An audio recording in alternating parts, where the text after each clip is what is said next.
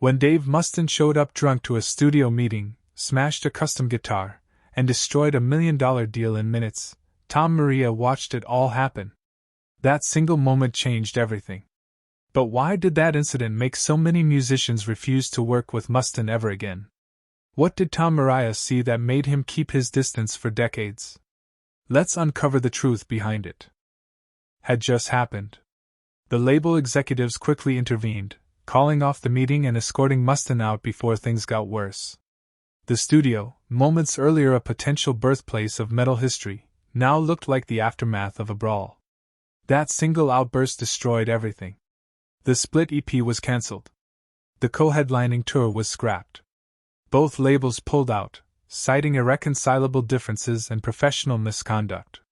What could have been one of the most important partnerships in thrash metal turned into an industry cautionary tale. The financial losses were significant, studio time wasted, contracts voided, and promotional plans ruined. Insiders later estimated that between $2 and $3 million in potential revenue evaporated overnight.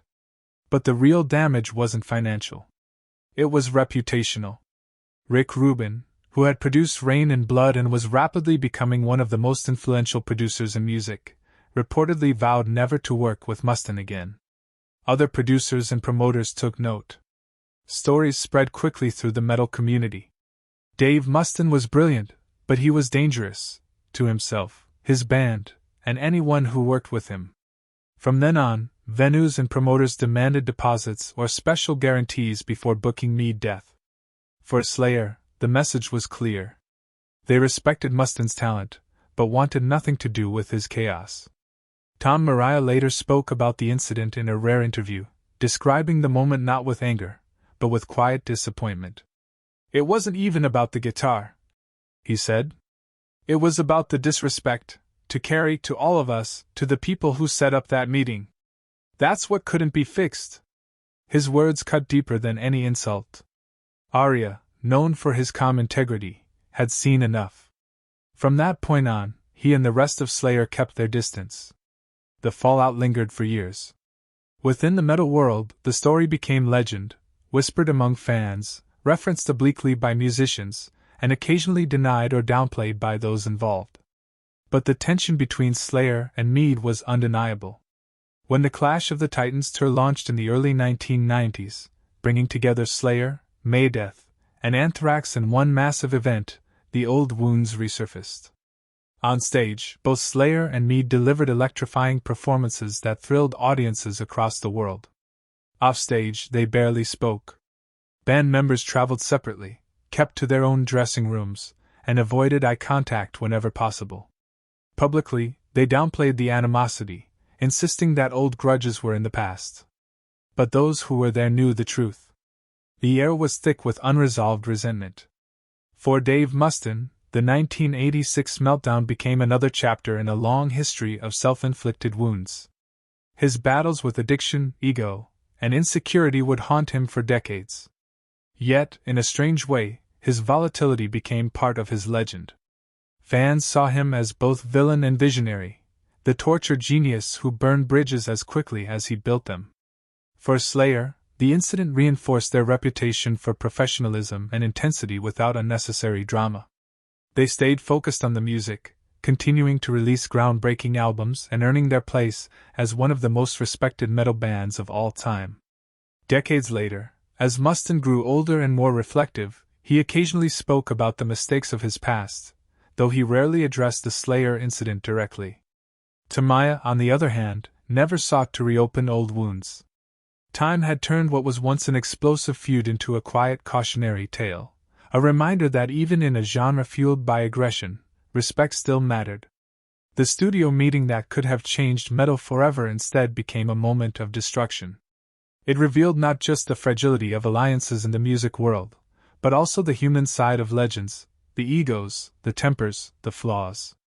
Thrash metal thrived on intensity, but that same intensity could just as easily consume those who created it. In the end, the shattered pieces of Kerry King's guitar became a symbol of something larger, the high cost of pride and the thin line between genius and self-destruction. And while both Slayer and Meade would go on to solidify their legacies in different ways, that one day in Los Angeles remains frozen in time, the moment when two giants of metal nearly changed history, only for rage and whiskey to bring it all crashing down. In the years that followed, the aftermath of that chaotic studio encounter continued to ripple through the metal world like an aftershock. For many who were close to the scene, it wasn't just another rockstar meltdown. It was the moment that symbolized how fragile even the strongest creative forces could be when ego, addiction, and exhaustion collided. The story of Dave Mustaine's drunken outburst and Tom Mariah's quiet disillusionment became more than a tale of broken instruments and bruised pride. It became a legend about what it really cost to be at the top of thrash metal in its most intense era. Behind the public image of screaming guitars and roaring crowds, the thrash metal community was small and close-knit. The big four bands often crossed paths at festivals, label meetings, or after parties. They competed fiercely, but also relied on one another to keep the genre alive. When Mustaine destroyed Kerry King's guitar, the act wasn't seen as just personal. It was viewed as a betrayal of that unspoken brotherhood. Within weeks, word had spread across the scene. Members of Anthrax, Metallica, and even lesser-known bands began whispering about how volatile Mustaine had become. Some expressed sympathy. Others shook their heads and said they saw it coming. Industry insiders quietly began pulling back from Meade death. Producers didn't want to risk working with someone who could explode without warning. Promoters started tightening contracts, wary of potential damage or cancellations. Even fellow musicians began avoiding collaborations that involved Mustaine.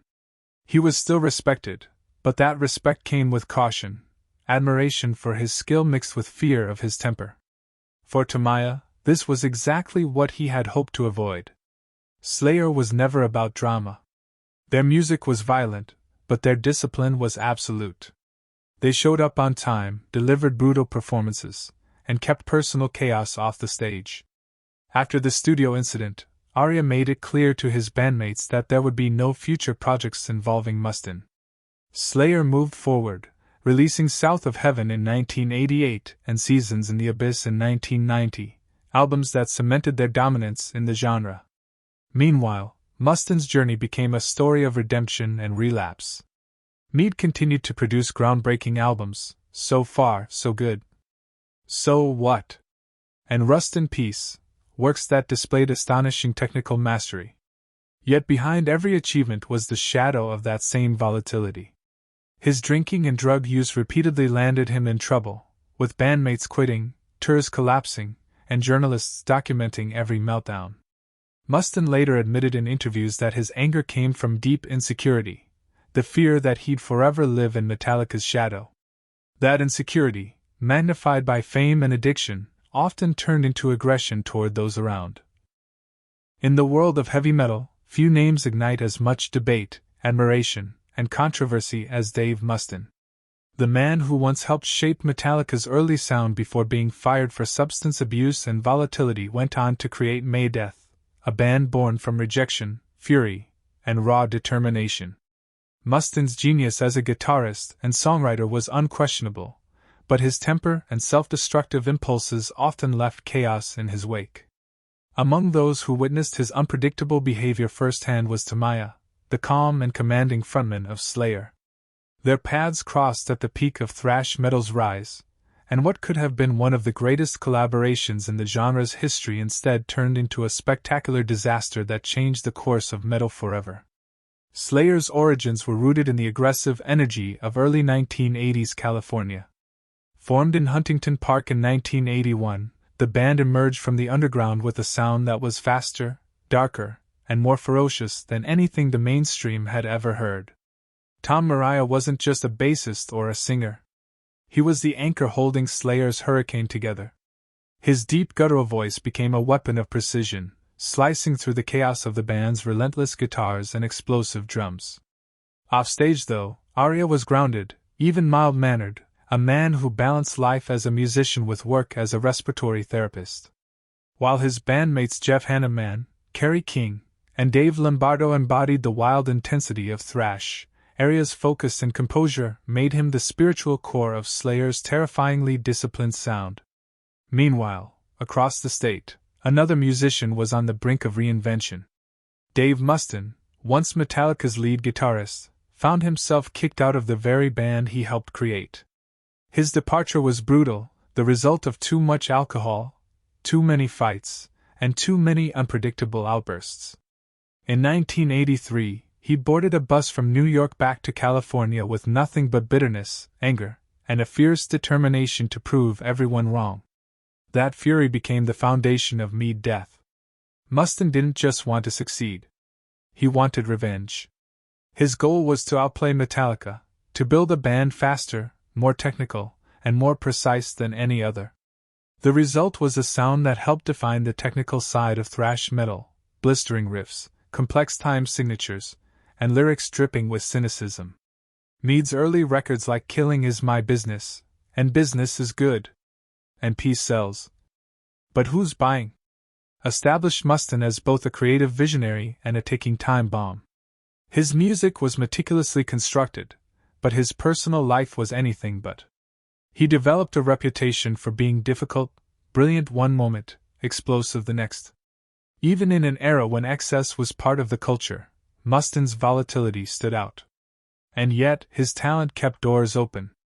Everyone wanted to see what he would do next, even if working with him came with risk.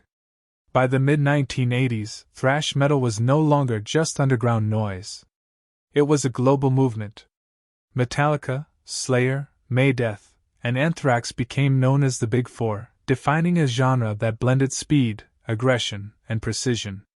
There was fierce competition among them, but also mutual respect. The bands often toured together, inspired one another, and helped push the boundaries of what heavy music could be. Despite rivalries, there was a sense of brotherhood, until the day Mustaine's temper shattered that fragile unity. In 1986, Slayer and Meat Death were both at their creative peaks. Slayer had just released Rain in Blood, a Rick Rubin-produced masterpiece that redefined the limits of speed and intensity. Mead, meanwhile, had released Peace Sells. But Who's Buying, which showcased Mustaine's technical brilliance and sharp, politically charged lyrics. The two bands were dominating the scene, and record executives from Combat Records and Def Jam saw an opportunity.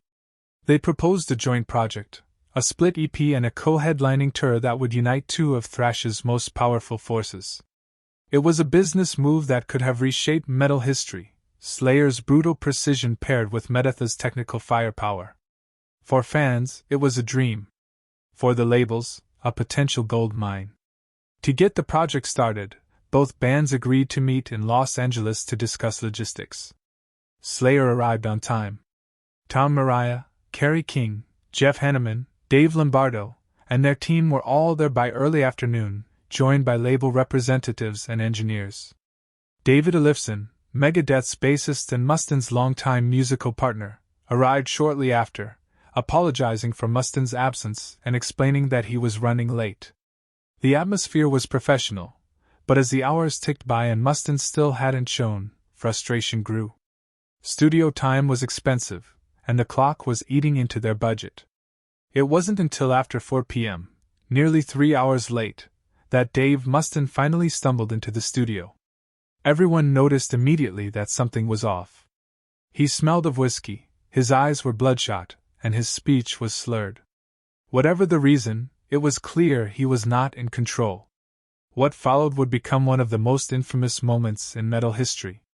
According to those who were there, Mustaine began interrupting conversations almost as soon as he arrived. He made sarcastic remarks, questioned production decisions, and mocked Slayer's recently released Rain in Blood.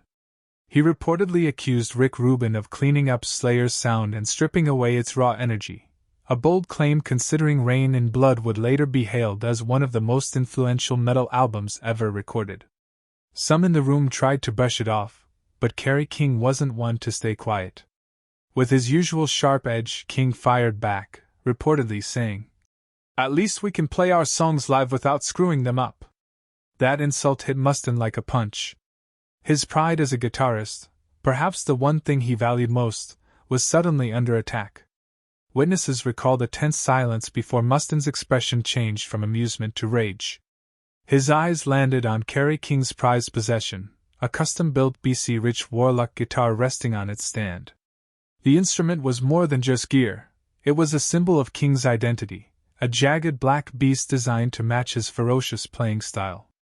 Without warning, Mustaine grabbed it. He shouted something, accounts differ on what exactly, and smashed it against a nearby amplifier with explosive force. The crack of splintering wood echoed through the studio. The guitar's neck snapped. Its body split in two. For a few seconds, nobody moved. Then chaos erupted. Kerry King lunged forward, furious, but Jeff Hanneman and Dave Lombardo restrained him. Tom Araya stepped between them, his calm demeanor stretched thin but still trying to defuse the situation. Elson stood frozen, mortified by what,